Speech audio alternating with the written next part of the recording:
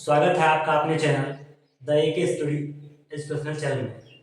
आज हम हिंदी के महत्वपूर्ण टॉपिक वर्णमाला का विस्तार पूर्वक अध्ययन करेंगे। तो सबसे पहले वर्णमाला कहते किसे हैं?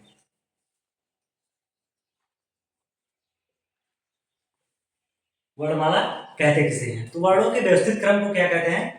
वर्णमाला कहते हैं। वर्णों के व्यवस्थित क्रम को क्या कहते हैं? वर्णों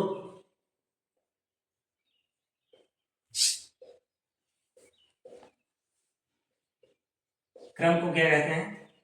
वर्णमाला कहते हैं। तो वर्णमाला किसे कहते हैं? तो वर्णों के व्यवस्थित क्रम को वर्णमाला कहते हैं। वर्ण का जो दूसरा नाम होता है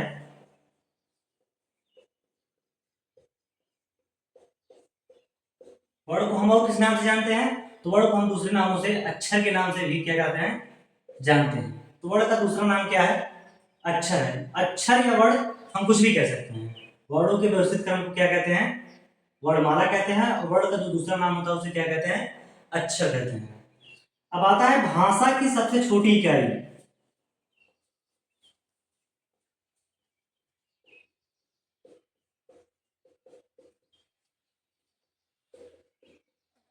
तो भाषा की सबसे छोटी इकाई क्या होती है? वर्ड।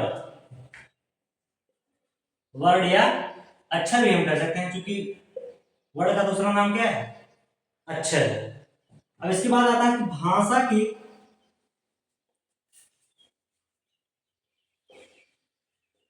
सबसे छोटी सार्थक इकाई। तो किसे कहते हैं? शब्द। किसी शब्द को हम क्या कहते हैं? भाषा की सबसे छोटी, अगर सार्थक इकाई की बात करें तो हम क्या कहेंगे? शब्द होता है। जबकि भाषा की सबसे छोटी इकाई वर्ड या अक्षर होती है। जबकि सार्थक इकाई की बात करेगा तो हम क्या कहेंगे? शब्द कहेंगे। अब आता है भाषा की सबसे छोटी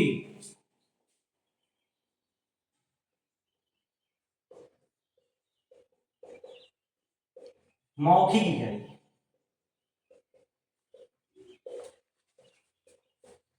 ध्वनि। इन सभी प्रश्नों को आप नोट करते चलिएगा कि वर्णों के व्यवस्थित क्रम को हम क्या कहते हैं? वर्णमाला कहते हैं। और वर्ण का दूसरा नाम क्या होता है? अक्षर होता है। भाषा की सबसे छोटी इकाई क्या होती है? वर्ण या अक्षर। जबकि भाषा की सबसे छोटी सार्थक इकाई शब्द होती है। और भाषा की सबसे छोटी मौखिक इकाई क्या होती है? ध्वनि होती है। अब हम पढ़ेंगे वर्ण के भेद। तो वर्ण के मुख्यतः कितने भेद होते हैं? दो भेद होते हैं। वर्ण के मुख्यतः कितने भेद होते हैं? दो भेद होते हैं।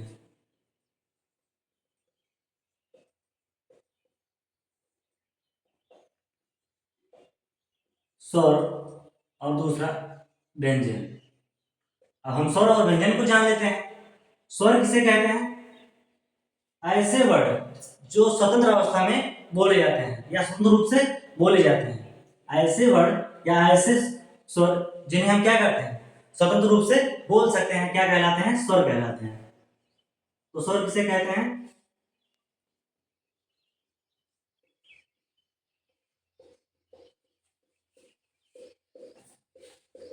जिन्हें स्वतंत्र रूप से बोला जा सकता है उन्हें हम क्या कहते हैं? स्वर कहते हैं। जबकि व्यंजन किसे कहते हैं? व्यंजनों का उच्चारण करते समय हम स्वरों की सहायता लेते हैं। अर्थात हम कह सकते हैं कि जो भी वर्ड स्वरों की सहायता से बोले जाते हैं हम उन्हें क्या कहते हैं? व्यंजन। स्वर क्या होते हैं? स्वतंत्र रूप से बोले जाते हैं। जो जो वर्ड स्वतंत्र रूप से बोले जाते हैं उन्हें हम क्या कहेंगे? स्वर। जबकि व्यंजन स्वरों की सहायता से बोले जाते हैं। अर्थात हम कह सकते हैं जो भी वर्ड स्वरों की सहायता से बोले जाते हैं हम उन्हें क्या कहेंगे? व्यंजन कहते हैं। अब आगे है स्वर के प्रकार। स्वर व्यंजन हो गया। अब हम पहले पढ़ेंगे स्वर के प्रकार, बाद में हम व्यंजन को भी पढ़ेंगे। पहले हम पढ़ते हैं स्वर के प्रकार। तो स्वर मुख्यतः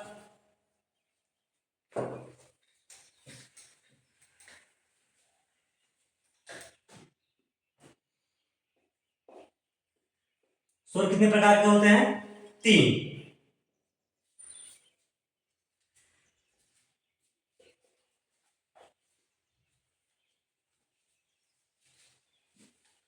ह्रस्व स्वर,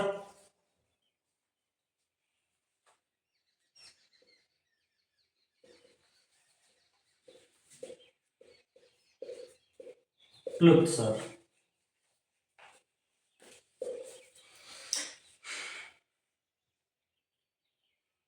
अब स्वरों की संख्या टोटल कितनी होती है पहले ये जान लेते हैं। तो स्वरों की संख्या टोटल कितनी होती है? 11। छोटा, बड़ा, छोटी, बड़ी, छोटा ऊ, बड़ा ऊ, री, ए, ऐ, ओ, औ, ये क्या होते हैं? स्वर होते हैं। स्वरों की टोटल संख्या कितनी है? 11। जबकि उच्चारण के आधार पर स्वरों की संख्या कितनी है? 10। उच्चारण के आधार पर हम स्वर री को स्वर नहीं मानते हैं। तो स्वरों की संख्या टोटल कितनी है? 11। उच्चारण के आधार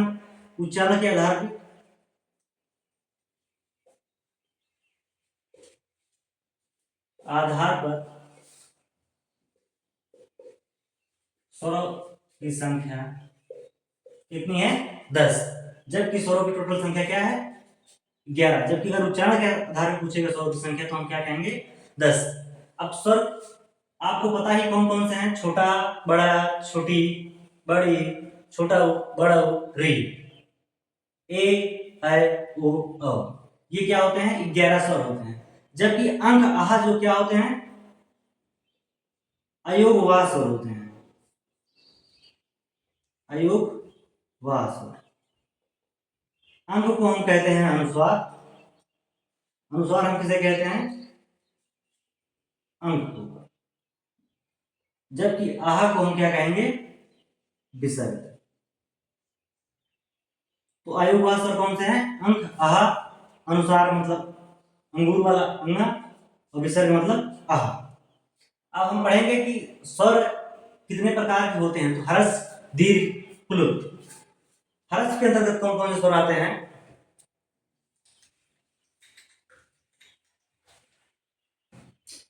छोटा, छोटी, छोटा ऊ, री। जबकि दीर्घ के अंतर्गत आते हैं बड़ा, बड़ी, बड़ा ऊ, ई, ऐ, ओ, औ। देखिए प्लुत स्वर जैसे ओम, ये क्या है? प्लुत स्वर। तो स्वर के कितने भेद हैं? 3। हर्ष स्वर, दीर्घ स्वर और प्लुत स्वर। हर्ष स्वर के अंतर्गत छोटा, छोटी, छोटा ऊ, री आते हैं। जबकि दीर्घ स्वर के अंतर्गत बड़ा, बड़ी, बड़ा ऊ, ए, ऐ, ओ, औ आते हैं। प्लुत स्वर के अंतर्गत कौन कौन से आते हैं? ओम। अब जो दीर्घ स्वर होते हैं वो किन 2 स्वरों से मिलकर बने होते हैं हम ये जान लेते हैं। जैसे इसमें है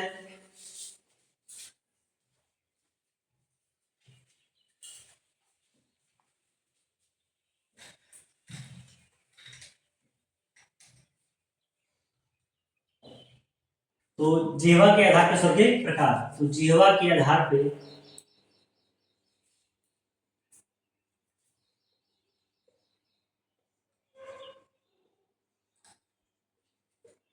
स्वर के प्रकार। तो जिह्वा के आधार पर स्वर तीन प्रकार के होते हैं। अग्र स्वर,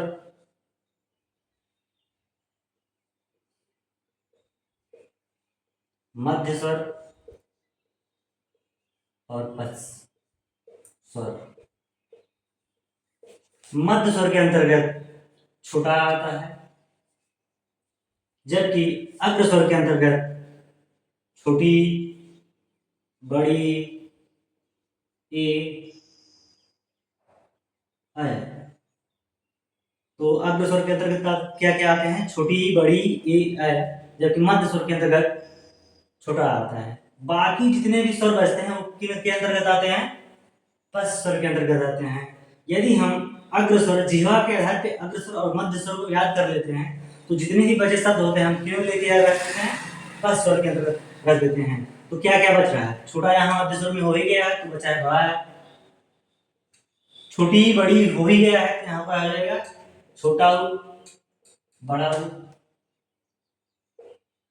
बचेगा ए, ये यहाँ, सॉरी ये यहाँ हो गया है, ये है, तो क्या बचेगा? ओ आ। तो अग्रस्वर के छोटी, बड़ी, ए, आए, मध्य स्वर में छोटा या, और पश्च स्वर में बड़ा या, छोटा उ, बड़ा उ, औ। इस प्रकार क्या हो गया, स्वरों की संख्या टोटल हमने उच्चारण के स्थान बताया था 10 होते हैं, तो यहाँ जोड़ लीजिए 10 हो जा ही गए हैं। अब हम पढ़ेंगे मुख खुलने के आधार पर स्वर के प्रकार। बहुत इंपॉर्टेंट टॉपिक है ये। पूछता है कि जिह्वा के आधार पे कौन सा स्वर अग्र स्वर के अंतर्गत आता है। आपके ऑप्शन हो जाएंगे छोटी आ, छोटा उ, बड़ा उ। तो ऑप्शन क्या होगा सही? छोटी ही। बहुत महत्वपूर्ण है, इसलिए हमारे अग्र स्वर के अंतर्गत क्या आते हैं? छोटी ही, बड़ी, ए है, जबकि मध्य स्वर के अंतर्गत छोटा या आता है, जबकि पश्च स्वर के अंतर्गत बड़ा या, बड़ा उ, छोटा उ, ओ, औ आते हैं। जबकि मुख खोलने के आधार पे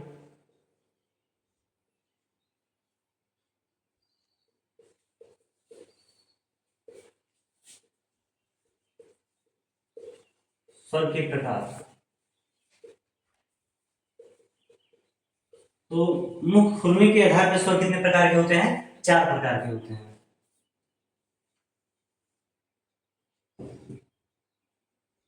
समृद्ध स्वर, अर्ध समृद्ध स्वर,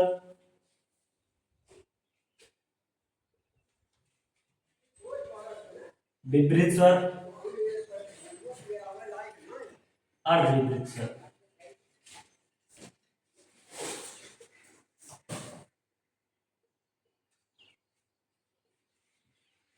अब समृद्ध का मतलब ऐसे स्वर का उच्चारण स्थान जिसमें मुख क्या हो, पूरी तरह से बंद हो। तो मुख खुलने के आधार पर स्वर के प्रकार समृद्ध मतलब जिसमें मुख क्या हो, पूरी तरह से ढका हो। तो ऐसे स्वर कौन कौन से होते हैं? छोटा उ, बड़ा उ, और क्या होते हैं? छोटी, बड़ी। समृद्ध मतलब क्या? पूरी तरह से जिसमें मुख बंद हो। तो छोटा उ, बड़ा उ, छोटी, बड़ी। अर्ध समृद्ध के अंतर्गत कौन कौन से आते हैं? ओ और ऐ। जबकि विपरीत, विपरीत में जिसमें मुख क्या हो, पूरा खुला हो। तो हम बड़ा आ का उच्चारण स्थान जब करते हैं तो उसमें क्या होता है? मुख पूरी तरह से खुला होता है। अर्ध समृद्ध स्वर के अंतर्गत छोटा या, औ और ऐ आता है, ये आता है। तो समृद्ध स्वर के अंतर्गत छोटा उ, बड़ा उ, छोटी, बड़ी। अर्ध समृद्ध के अंतर्गत ओ, ऐ। जबकि विपरीत मतलब जिसमें मुंह पूरा खुला हो, बड़ा या। अर्ध समृद्ध स्वर का मतलब छोटा और ए होता है। तो ये दोनों टॉपिक आपको क्लियर हो जाने चाहिए, क्योंकि कंपटीशन में बहुत पूछता है इसमें से और बच्चे कंफ्यूज हो जाते हैं। तो जीवा के आधार पर स्वर के प्रकार अग्र स्वर, मध्य स्वर, पश्च स्वर, छोटी, बड़ी, ए, अया होता है। जबकि मध्य स्वर के अंतर्गत छोटा या, पश्च स्वर के अंतर्गत बड़ा या, छोटा उ, बड़ा उ, ओ, अ होता है। जबकि मुख खुलने के आधार पर स्वर के प्रकार तो समृद्ध स्वर, अर्ध समृद्ध स्वर, विपरीत स्वर और अर्ध विपरीत स्वर। तो समृद्ध स्वर के अंतर्गत क्या आता है? छोटा उ, बड़ा उ, ई, छोटी, बड़ी। जबकि अर्ध समृद्ध वो ए आता है। विपरीत के अंदर बड़ा या, अर्ध विपरीत स्वर के अंदर छोटा ओ और ए आते हैं।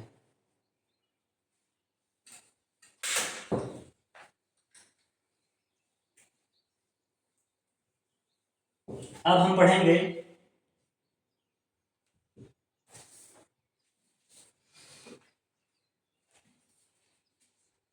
जाति के आधार पर।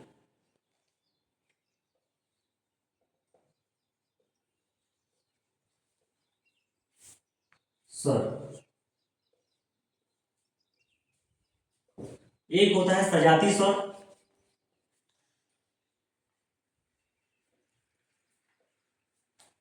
एक होता है विजातीय स्वर।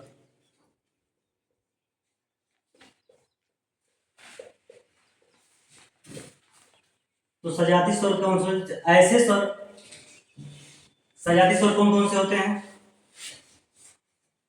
छोटा, बड़ा। तो बच्चों छोटी,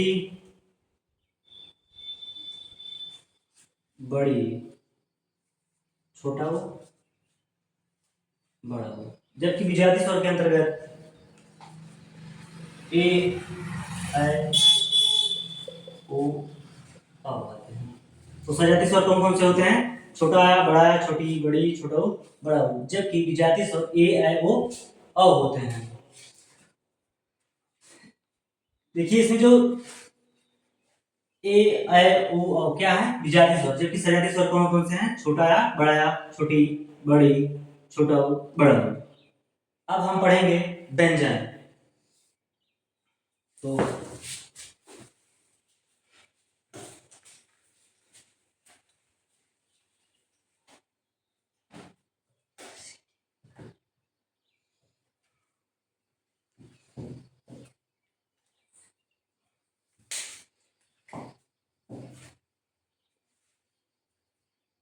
व्यंजन, तो सबसे पहले हम पांचों वर्गों को जान लेते हैं।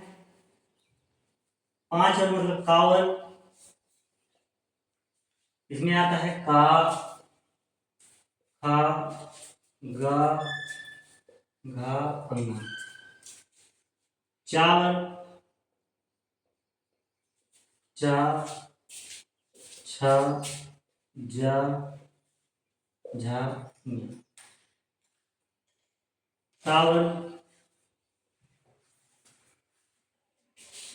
टा, ठा, डा, ढा, ढ। उसके बाद आता है ता वर्ग, पा वर्ग। तो ता, था, दा,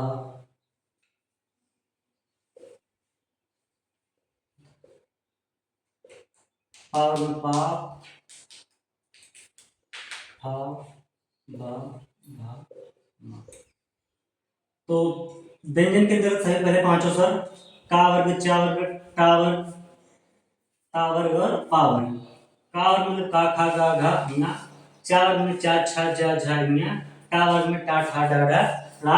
जबकि ता वर्ग में ता, था, दा, धा, ना। पा वर्ग में पा, फा, बा, भा, मा। ये टोटल पांचों वर्ग मिलाकर कुल संख्या हो गई 5 × 5, अर्थात एक वर्ग में 5 है, तो 5 हम 25। अर्थात 25 क्या है?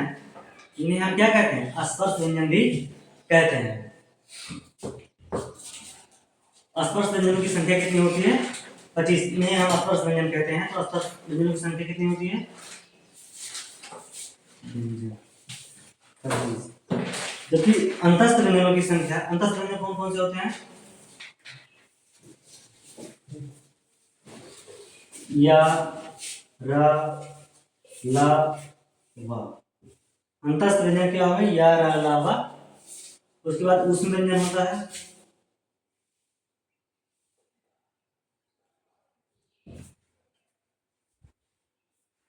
छोटा सा, बड़ा सा, खट्टी सा और हा। ये क्या हो गया? ऊष्म व्यंजन, अंतस्थ व्यंजन और स्पर्श व्यंजनों की संख्या 25। अब ये क्या हो गया? अंतस्थ व्यंजनों की संख्या 4 हो गई और ऊष्म व्यंजनों की संख्या 4। तो 25 4, 29 4, 33।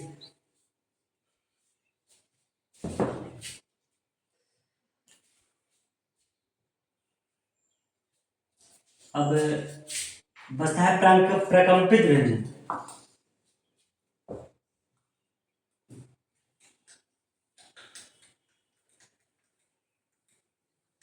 प्रकंपित व्यंजन किसे किसे कहते हैं? प्रकंपित या लुंठित व्यंजन।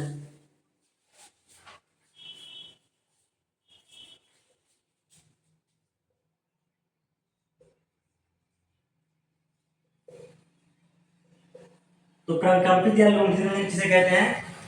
रा को हम क्या कहते हैं? प्रकंपित या लुंठित व्यंजन। जबकि पार्श्विक व्यंजन हम किसे कहते हैं?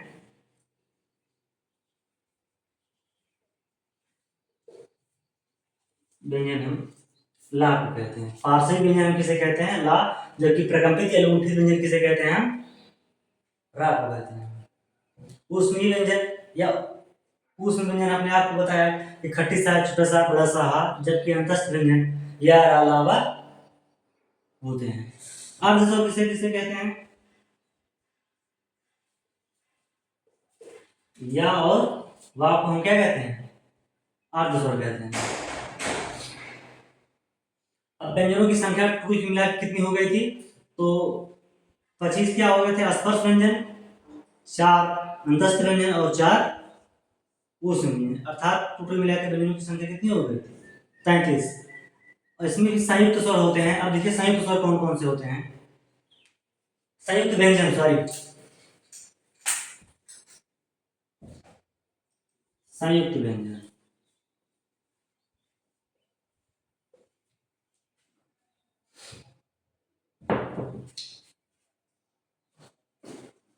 छत,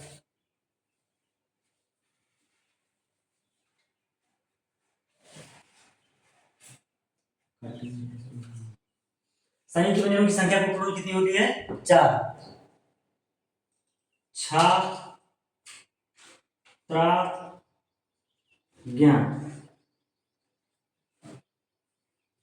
और एक होता है छत्र, ज्ञ, अस्रा। अब ये किन किन शब्दों से मिलकर बनता है? तो का प्लस खटीसा से मिलकर बनता है तो क्या हो जाता है? छ। इसमें जो पहला पद होता है वो आधा होता है। त्र, ता प्लस रा तो क्या हो जाता है? त्र। ज्ञ कैसे बनता है? जा प्लस इया से।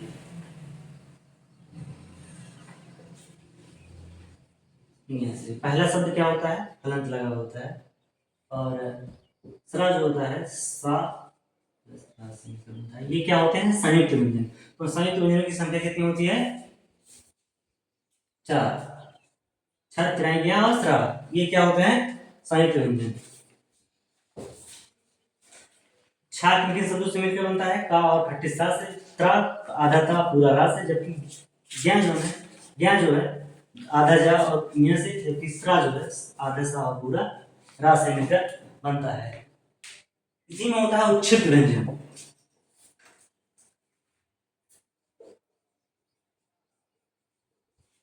उच्छिष्ट व्यंजन कौन कौन से होते हैं? ढा और रा, ये क्या होते हैं? उच्छिष्ट व्यंजन।